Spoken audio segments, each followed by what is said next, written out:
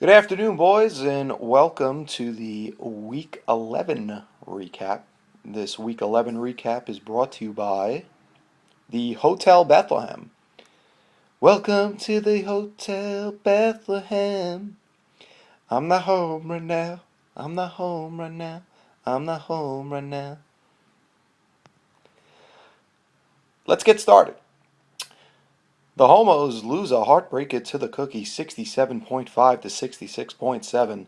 The Homos unable to capitalize on the winning loss and now sit in a three-way tie for first place in the Mid-Island Division.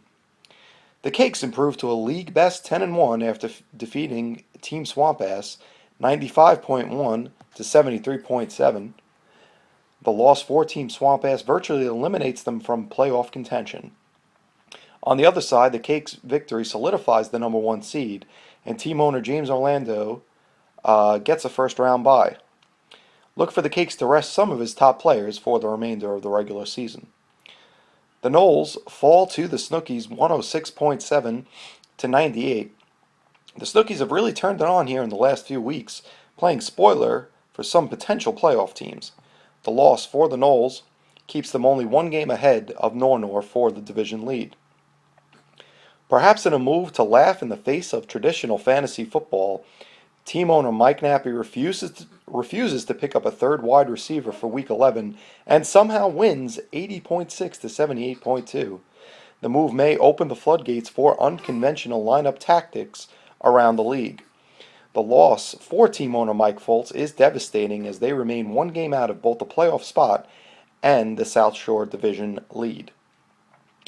What was once a dream season for winning is now turning into a horrific nightmare as they lose to the Nerds 90.3 to 53.7. The loss is now four straight for team owner Brian Donald, and he now sits in a three-way tie in the Mid-Island Division for first place. The Nerds will face off with the Homos next week in a huge Mid-Island Division matchup.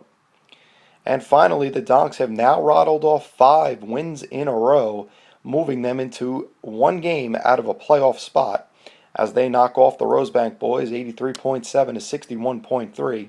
Another mind-blowing roster decision by Brian Donald pays off tremendously for the Donks as they get 28 points from bye-week fill-in Jay Cutler. The Donks now have a crucial matchup against division foe General Hawkins Fiber Force in Week 12. That's going to do it. See you guys in Week 12.